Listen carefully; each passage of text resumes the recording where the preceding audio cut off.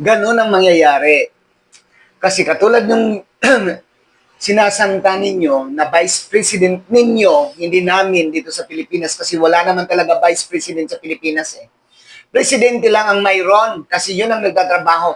Yun ang nagbibigay ng mga kung ano-ano sa mamamayang Pilipino. Pero yung sinasanto ninyo, sinasanta ninyo na Vice President walang nagawa kung hindi mula nang umupo, mula nang nag-take out, wala siya talagang nagawa. Sa DICS, sa DepEd, magnanakaw. Ang ginawa niya doon, magnakaw ng pera sa DepEd. But anyway, Jason, sa pagsisisihan mo yan ang ginawa mo. Ang binayad sa ni Sarah, baka hindi pa sapat dyan sa pagtanda mo sa jail, sa kulungan.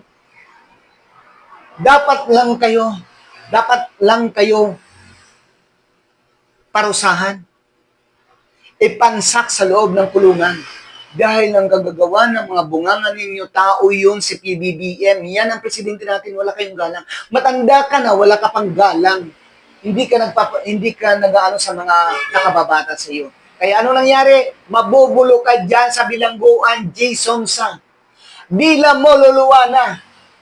Yehey! Diyan ka na mabubulo. Dahil sa kasinungalingan na pinamamahagi mo sa social media, whole world, napapanood yun ang sinasabi mo. Mga mali ka kagagawa no kasi binabayaran ka. Hindi mo naisip may pamilya ka. Hindi mo naisip na matanda ka na hindi ka pwede man sa mga bata.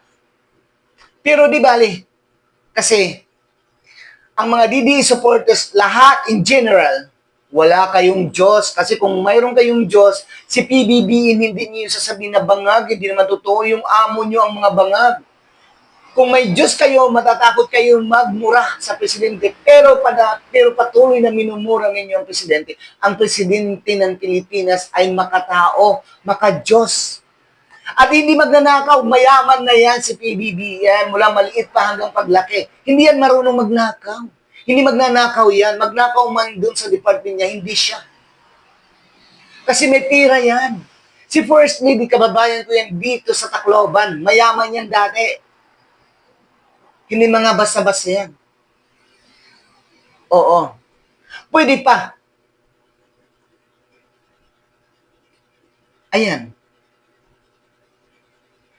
Ayan ang napala mo.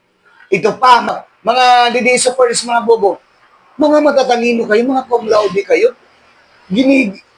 Tinatakpan ninyo si Sara Duterte. Ano ba yan? Bakit?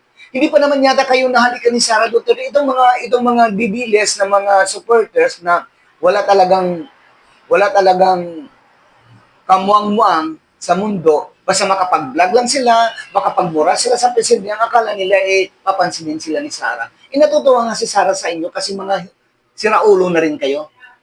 Kaya tandaan ninyo, mga DDE supporters, matalino kayo pero wala kayong utak. Walang mananaig sa mataas na posisyon sa presidente. Hindi na dati katulad noon ng mga illiterate ang tao nung mag-rally, mag-people power. Dahil noon, takot ang mga tao. Pero ngayon, mautak na yung mga kabataan. Millennial.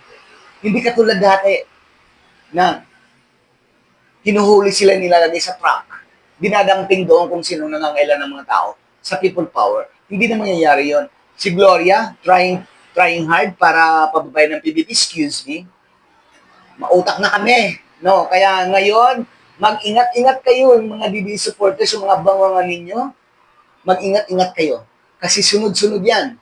Oo. Na hindi man kayo mabiktima, hindi man kayo mahuli, maabutan ng mahuli ng mga otoridad na pinagagawa ninyong mga libel. Karma, ang Panginoon ang hahatol sa inyo. Hindi man kayo mabangga, hindi man kayo mapilayan, basta. Yun. Kasi, tandaan nyo yan, ang ating mahal na Pangulo ay maka-Diyos, makatao, at higit sa lahat, maprinsipyo para matulungan ang mamamayang Pilipino. Yun lang yun ha, yun lang yun. Bye-bye.